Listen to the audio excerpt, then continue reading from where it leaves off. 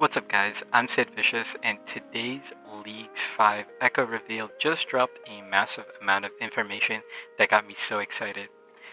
We got to see all the Echo rewards, the bosses that dropped them, and a lot of information that's going to shape how you approach this league. The Echo items are game changers, and with the massive impact they have on gameplay, I wanted to break them down for you guys in detail.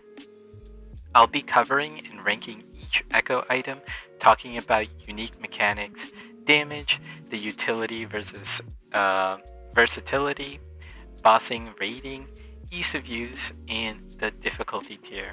But first, let's talk about how you can get your hands on the Echo Orbs in Leagues 5. First off, there's a chance for these orbs to drop from the Echo bosses, and once we get in-game, the drop rates will be displayed. Right now, we don't know the exact details, but expect to discover them soon. For two bosses, Hispori and Soul Heritage, you're guaranteed to get the Echo Orb after you beat them. The best part, you only need to get the orb once for each region, meaning you can fight those Echo bosses as many times as you want after unlocking it. So you don't have to worry about things like Slayer tasks for Cerberus or planting more Hispori. Once you got that orb, it's game on. And to top it off, all Echo fights are instants, so you don't have to compete with other players for a spot. It's all about convenience and efficiency. Let's start with our first weapon, the Drygore Blowpipe, which can be found in the desert region, and it drops by the Echo boss Khopesh Queen. The unique mechanics for this weapon is that it's a ranged weapon with double accuracy rolls. It's a combination of the blowpipe and the fang. This makes the weapon do good consistent damage, and the extra roll for accuracy will make it a powerful ranged option. In terms of rating it, I give it an A tier. It's not super unique, but it's incredibly effective. In terms of damage, with the double accuracy and the high attack speed, it being 2-tick weapon, the damage potential is off the charts. It will be able to consistently hit hard, especially in content with high defense monsters. I give it a S tier as it's one of the top range weapons in damage. In terms of utility and versatility, this item will be very useful not just for bossing but also for minion clearing and Slayer tasks. The blowpipe has always been a go-to for clearing content quickly, and now with the enhanced accuracy it's even better. So in terms of utility and versatility, I give it an A tier. It's extremely strong, but it's only limited to ranged. Bossing and raids.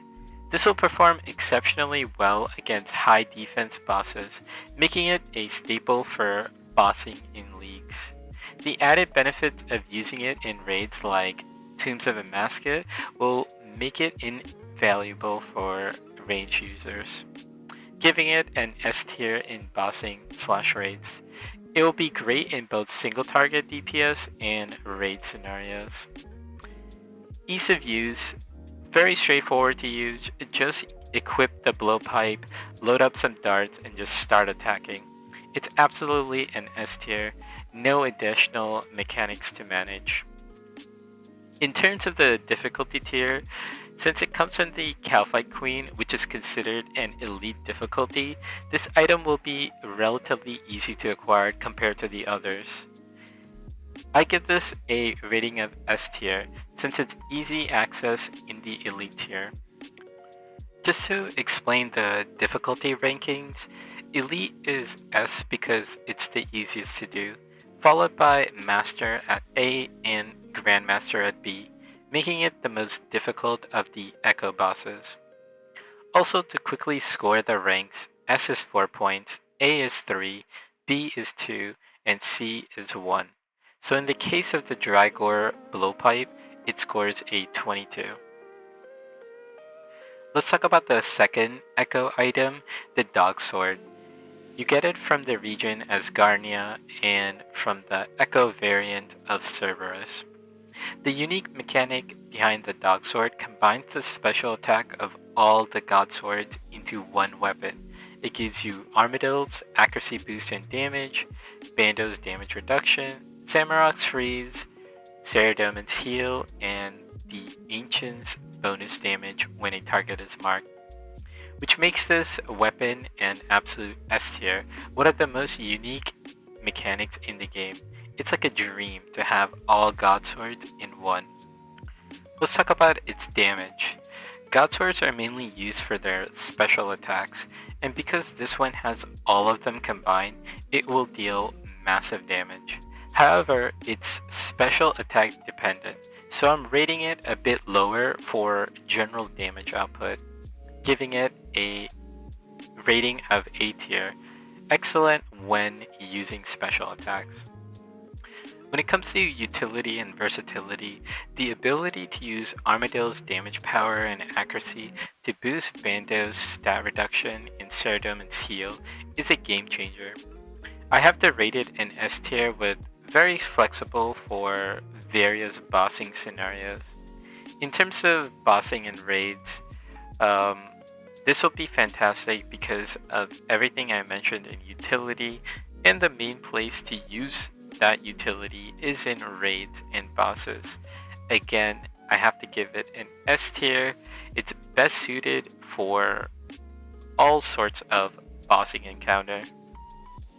In terms of ease of use, while it's easy to wield, you'll need to manage the special attacks effectively, which can take some getting used to because you're not going to be going around using the God Sword as is. So I have to give it an A tier because it requires special attack management. In terms of difficulty tier, it's dropped by Cerberus, which is a master difficulty boss. This means it will be harder to get than the elite tier item, so I give it a rating of A tier for its master difficulty. And finally, adding up all the ratings, we get a total score of 21 for the Dogsword. Let's talk about the third weapon, the Thunder Khopesh. It's found in the Wilderness region and it's dropped by the Echo variant of the King Black Dragon. Its unique mechanic is that it has a 20% chance to trigger an AoE lightning bolt that can hit all monsters in a 3x3 radius. It also has a special attack that hits twice and can summon an additional lightning bolt. It can also deal full damage to the corp, which is very useful in the wilderness. So in terms of its unique mechanic, I have to give it an S tier. The AoE lightning is very unique, and the chance for it to proc at a 20% is just amazing. When it comes to damage with this weapon, it will do lots of it. It has 100 melee strength and it's a 4-tick weapon. When combined with the special attack, it's going to be extremely effective. I have to give it an S tier because of the high damage output, and it also gives you some multi-combat training. In terms of its utility and versatility, it's going to work amazingly in single-target bosses like the Corp. It's also going to be really good for multi-target content like Slayer, and it will shine in raiding as well. It's just going to be awesome. I have to give it a S tier for its utility, for how well it does in all types of content. For bossing and raids, this is going to be an amazing weapon because of the special attack and its general weapon capabilities. I have to give it an S tier. It'll be ideal for both single target and AoE capabilities in certain raid situations. When it comes to ease of use, it's very simple to use. There's no complex mechanics, just equip the weapon and attack. The special attack is easy to execute once you have it up. Because of this, it's S tier since it's so straightforward. Now for the difficulty tier, since it drops from the KBD an elite tier boss, it will be relatively easy to obtain, so I give it a rating of S tier. And if you look at the total score, it looks like it got S's throughout all of the categories, and it is a true S tier, giving it a total score of 24 points. Now let's talk about the other wilderness weapon dropped by the King Black Dragon, the 1000 Dragon Ward. Now for its unique mechanic, it's a offhand that provides immunity to various status effects such as poison, venom, dragonfire, etc, etc. It's essentially a defensive shield with the best in slot offensive stats, better than the Vernic Defender. So I give it a unique rating of A tier because it's nothing too crazy and you don't really need a lot of the immunities, but it's still perfect for a solid tank item and primarily its offensive capabilities. Now, speaking of offensive capabilities, let's talk about the damage. Since it's an offhand, it's not meant for damage, but because it offers the best melee strength bonus and offensive bonus, it is useful for a lot of damage for one-handed weapons. So I give it a rating tier of S tier. It's the best in slot item for your melee, so it has to be. Let's talk about utility and versatility. It's going to be extremely strong because it doesn't give you any negative bonuses, so you can use it for more than just melee. You could use it for ranged and maged as well. So I have to give it an S tier because it gives you all sorts of immunity and it allows you to be used with different combat styles. So it's going to be perfect for bossing and raids. Our next category, which talks about how strong this item's going to be when you go to raids and bossing, and for the most part this is going to be incredible. The immunity is a side bonus. The stats for using multiple combat style is going to be amazing, so I have to give it a S tier again for its bossing and raids. In terms of ease of use, I mean, all you have to do is just put it on and use a one-hander. And since it's in the wilderness where you get the best in slot one-hander, it's going to be perfect in terms of ease of use. You're going to be able to find a lot of different use cases for this weapon. And finally, for its difficulty tier, it drops from the KBD, so it's going to be relatively easy to acquire, giving it an S tier. So the final total for the 1000 Dragon Ward is 23 points. Now moving on to the Amulet of Monarch and Emperor's Ring, which you get in Fremnig from the Dagannoth King's Echo variant. Let's talk about its unique mechanics. Well, they don't do anything unique. They're just the best in slot jewelry that boosts melee strength, range strength, magic damage, and prayer. These items apply their bonuses equally pretty much for all combat styles, making them highly versatile for every single melee, range, and magic user. So even though there's not anything crazy with the unique mechanic, because they're best in slot for all three combat style, I have to give them an S tier because it's a game-changing combination of stats that benefits all styles. Now, when it comes to damage, since these items significantly increase all your damage across the board, I have to give it an S tier for damage, of course. It's a massive stat boost for every single combat style. In terms of utility and versatility, these pieces cover all the styles, so you don't have to worry about swapping your jewelry for different types of damage, whether you are doing raids or bossing, etc. So in terms of versatility, I have to give it an S tier. And speaking of bossing and raids, because you don't have to change and worry about switching, etc., and they're the best in slot jewelry, you know, it's going to be incredible in raids. It's going to be ideal for handling multiple situations. So it gets an S tier again in bossing and raids.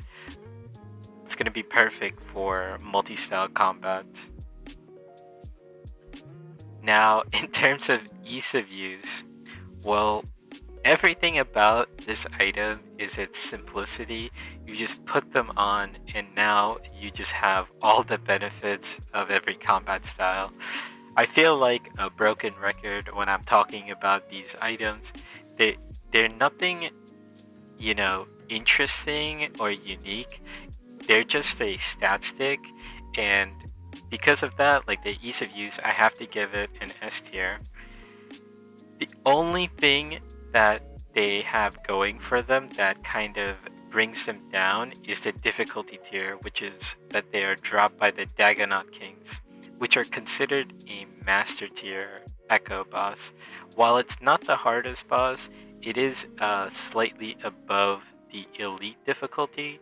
We don't know exactly what that means, so I have to give it an A tier. So the score for the amulet and the ring is 23, which is just one off, and it's basically because we don't know exactly how the difficulty is. Okay, now moving away from those boring items, we got the Nature's Reprisal, which comes from Kurund, or Zaya, as some people call it. It's dropped by Hispori. Now, the unique thing about this item is that it's a tribrid weapon, meaning it can be used in melee, ranged, and magic combat. Its special effect is that the melee version can be used from ranged up to 7 tiles away, giving it the ability to attack from a distance using melee stats. So just based off of that, it's so amazing. I have to give it an S tier. It's a super unique mechanic that blends melee with range combat, so I can't wait to try that out. In terms of damage, it's got solid damage stats with 103 melee strength, 92 range strength, 12% magic strength. This weapon will deal significant damage in every single combat style. It's strong overall, but doesn't beat any specialized weapon that the other Echo items provide.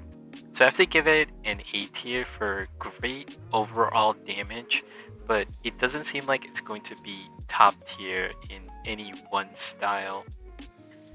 Utility wise, because it's a tribrid weapon, it excels in versatility, providing access to all the combat styles and the ability to switch between them.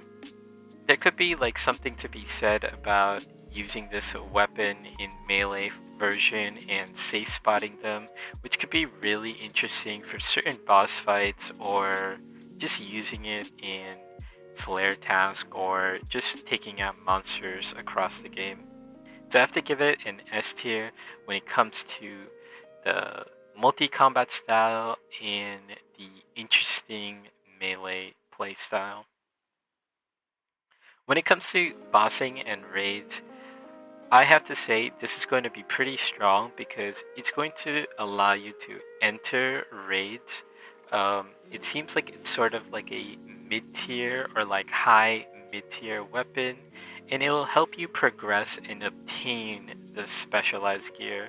So overall, I think it's going to be an A tier in bossing and raids because of you having to change combat styles instead of changing your gear, which is more something that you must practice for pretty much all the other raids. Unless this weapon happens to be so strong that it's going to carry all your raids. So Because of that, my rating is it gets an A tier. I think it's going to be strong in most situations, but it might not be absolutely S tier. In terms of ease of use, it's a little more complex to manage because you have to swap combat styles instead of swapping weapons. So you have to keep track of your range, melee, and magic interaction, which is kind of simple, but again, it might be a little something new to get used to. And for that reason, I give it an A tier because you need that awareness on how to manage if you're doing raids with this weapon. And for its difficulty tier, it comes from Echo Orbs, which is an elite tier boss, so this weapon should be relatively easy to acquire compared to the other ones, so I give it an S tier. Now the total score for this weapon is 21 points. Moving on to the Devil's Element, which drops in Kandarin from the Thermonuclear Smoke Devil. Its unique mechanic is that it's a offhand that grants infinite elemental runes and doubles your elemental weakness. It's very powerful if it's used against enemies that have that specific elemental weakness.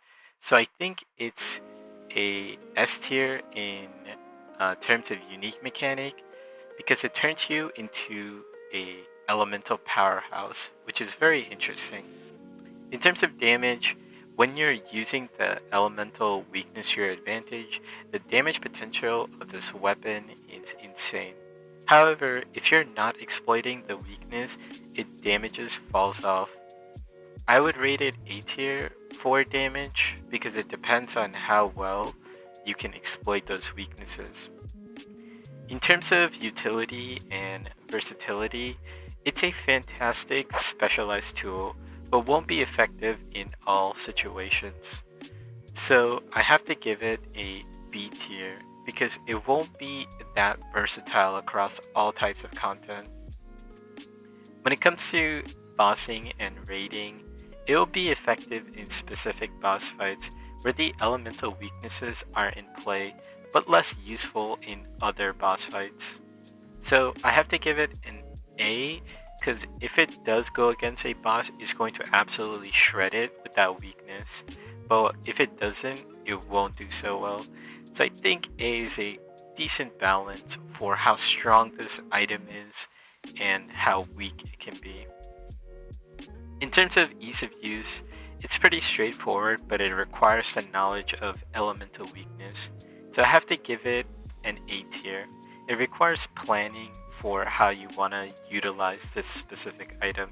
It's not something where you put it on and then you go ahead. In terms of the difficulty tier, it drops from the Thermonuclear Smoke Devil, which is considered an elite tier, so it should be relatively easy to obtain, so I have to give it an S tier. Now, if I was to tally all these points up, I would give this a total of 19. It's powerful when used correctly, but it's a specialized tool and less versatile. Moving on to the Elfland, Tyrnwyn, where you'll have to fight the Hunlif, or shall I say the Echo version of the Hunlif, to get the Crystal Blessing. Now the Crystal Blessing's unique effect is that it applies the crystal armor bonuses of accuracy and damage to all melee weapons while equipped. Now this, I have to give it an S tier because it's a very unique effect that enhances melee combat with any weapon. In terms of damage, the accuracy and damage boosts are solid, but depend on the melee weapon you're using. It doesn't offer direct damage, but boosts the effectiveness of your melee weapons. So I give it an A tier because of the strong boost it provides to melee weapons. I think it needs some experimentation. I'm not sure exactly how strong this is going to be. For utility and versatility, this item makes melee combat more effective with any melee weapon. So it's going to be perfect for the melee users, and if you want, you can swap back to range very easily. So it's going to be perfect for our next category, raids. So I'll give it an S tier in utility. In terms of raids, also I'm going to give it an S tier because it will make swapping easy and it should be incredible in terms of damage coming from both the range side and the melee side.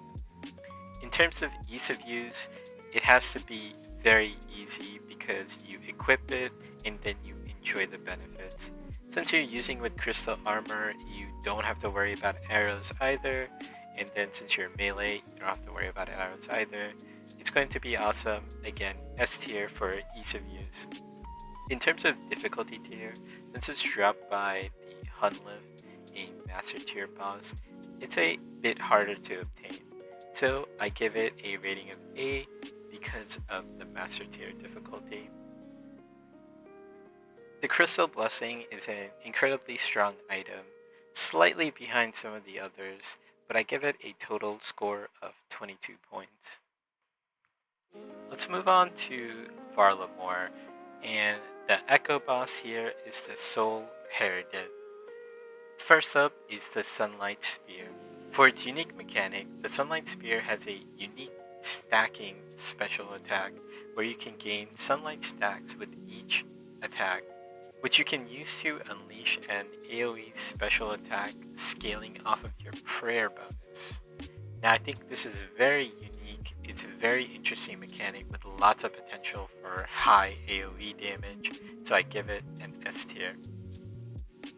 In terms of damage, it has strong melee strength and can deal huge AoE with its special attack, especially when scaling off of prayer. For its damage potential, I have to give it an S tier. Let's talk about the utility and versatility of the Sunlight Spear. It should be fantastic for AoE situations, but its effectiveness lies in your prayer bonus.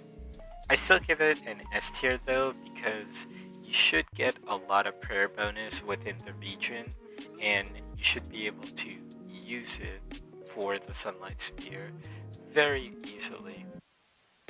For bossing and raids, this weapon is going to be incredible for doing AoE damage and also using a lot of the special attacks to clear bosses. So I have to give it an S tier for not only multi-target encounters but single target DPS. When it comes to ease of use, it does require some management of stacks and special attack timing, but overall it's not too complicated and I give it an A tier.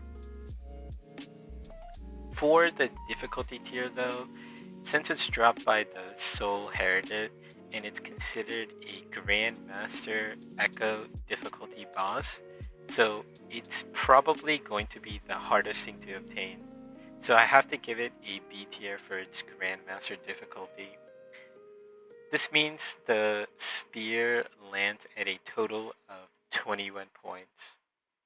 It's incredible but will be difficult to obtain.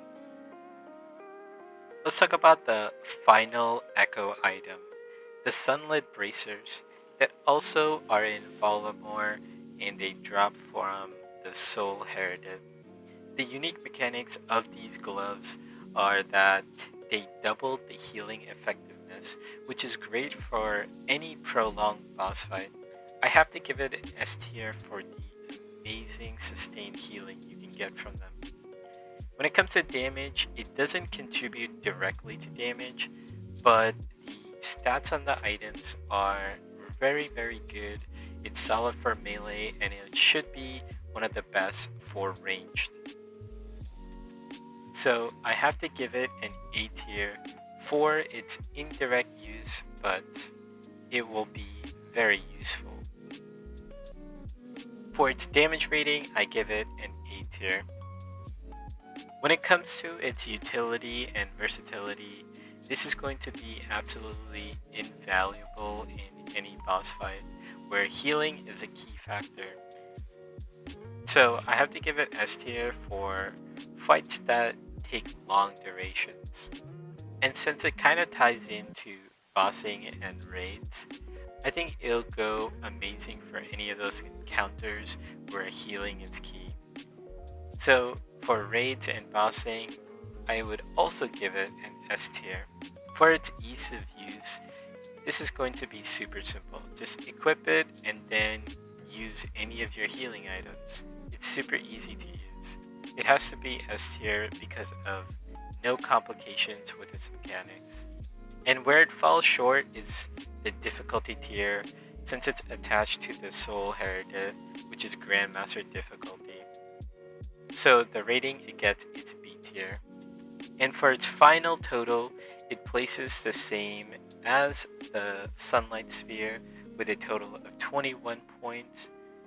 Mainly, both of these items are getting a lower score because of the difficulty tier associated with the Grandmaster difficulty of Soul Heritage.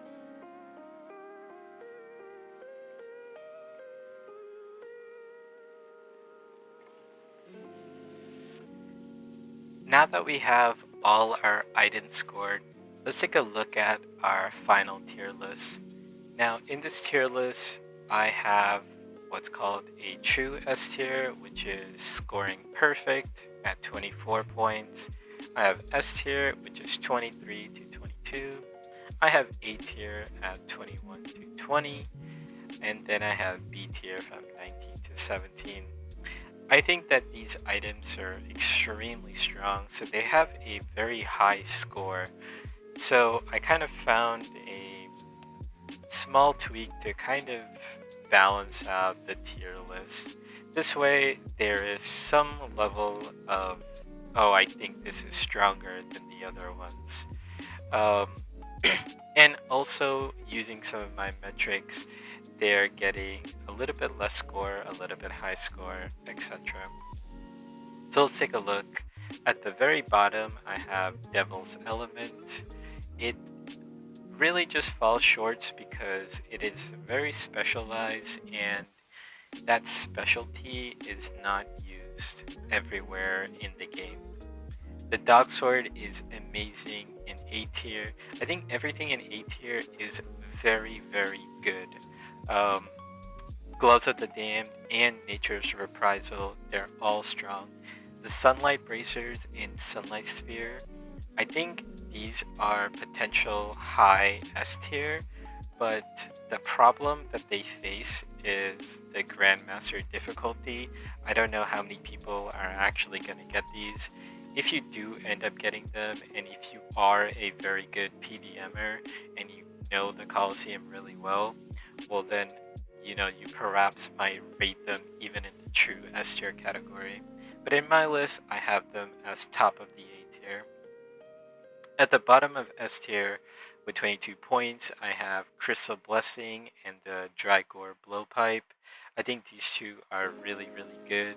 Crystal Blessing, really strong for melee, and the Blowpipe really good for range, of course.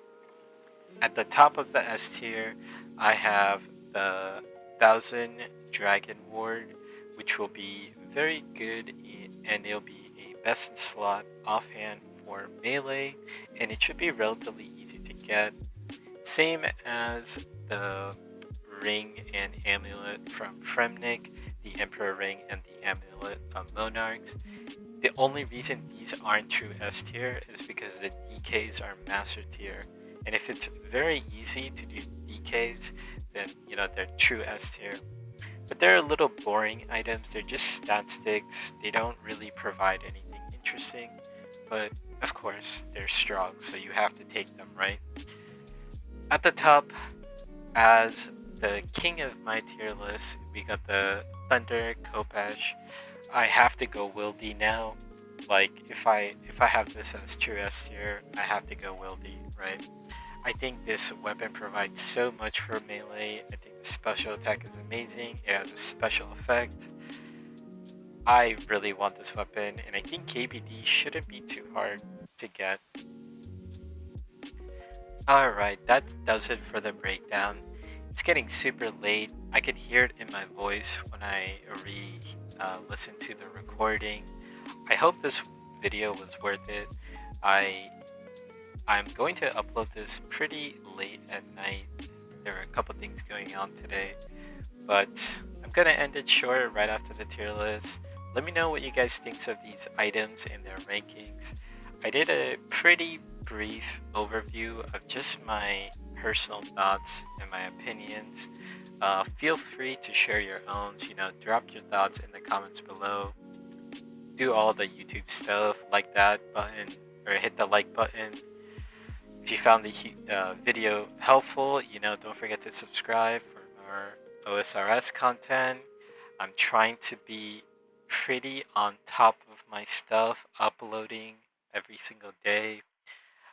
I almost missed it today, but I'm at the end of my recording and I hope to edit it and release shortly. So thank you for watching, and I'll see you on the next one. Peace.